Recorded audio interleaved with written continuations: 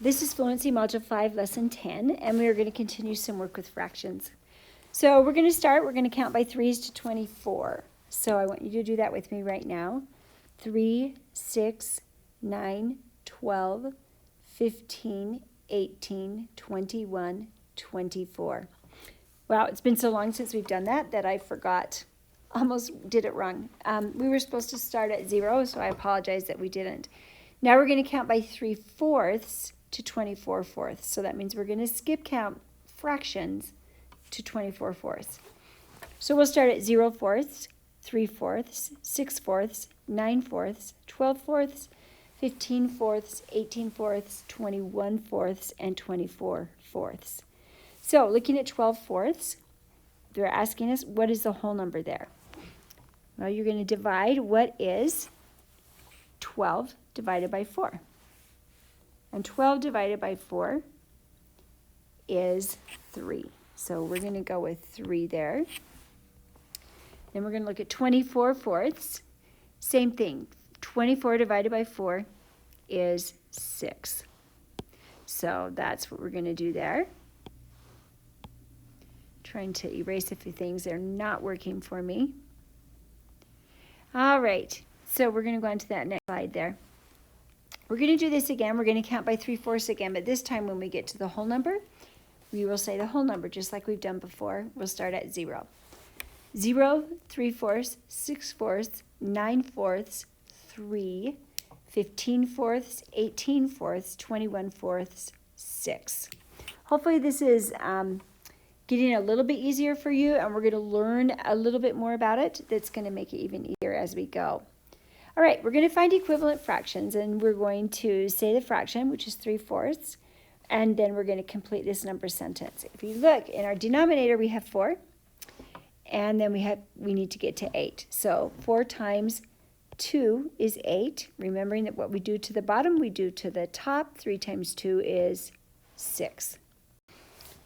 3/4 is our fraction. So look at that and think, okay, we've got 3 in the numerator, and then we're going to get 9 in the numerator. What do we need to multiply by to get there? Hopefully you all shouted 3. 3 times 3 is 9, and 4 times 3 is 12. Again, keeping 3/4 is equivalent to 9/12. Say your fraction, which is 2/5. We want to go from 2 in our numerator to 4 in our numerator. So how do we do that? Well, we multiply. 2 times 2 is 4. And we need to do the same thing to our denominator. So 5 times 2 is 10. So 2/5 is equivalent to 4/10. As we keep going, we have 3/5 as our original fraction. And we want to get to something that has 15 in the denominator. So 5 times what will get us there? Well, 5 times 3 will get us there. If we did it in the bottom, we have to do it to the top. Sorry, a little bit of a yawn there. 3 times 3 is 9, so 3/5 is equivalent to 9/15. Okay? Now we're going to do it a little bit differently because now we're going to go backwards, basically. So we've got our model, and we've got a fraction that is shaded. So 2/4 is shaded, right? 1, 2, 3, 4, and 2 of those are shaded. So we are going to compose the shaded units into a larger unit by circling. In other words, instead of having 2 parts, we're going to circle that and turn it into 1 part. So now that we have 1 part there, instead of 4 parts, and we turn this into 1 part, now we have 2 whole parts. Actually, I wonder if that would be helpful if I instead, let's see, what if I show that in red and I say, okay, so now we've shaded this as 1 part and we have another part. So we're going from 2/4 to, if you look, 1 part out of 2 part to 1/2. So what did we divide by to get there? Well, 4 divided by 2 is 2, and 2 divided by 2 is 1. The same rule applies whether we're multiplying or dividing to find an equivalent fraction. You have to do the same thing to both the numerator and the denominator. Let's do another one and see if it's more clear. So we've got our model drawn, and currently we have 3 out of 9 parts. So we have 9 parts altogether, 3 of those are shaded.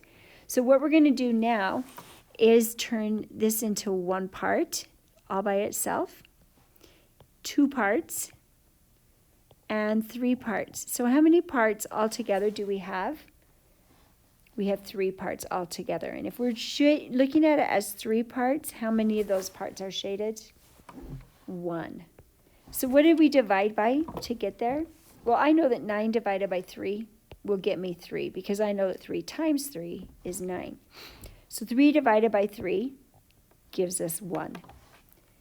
This last one, so we've got our model of 4/12, and we're going to write the fraction that is shaded, which is 4/12. And again, we're going to do that same thing. We're going to divide it into, we're going to break that up into 3 parts instead of 12 parts. We're going to shade this part. So we have 3 parts. We have 1 of those parts shaded. Let's see if we're right. 4 divided by 4 is equal to 1. 12 divided by 4 gives us 3.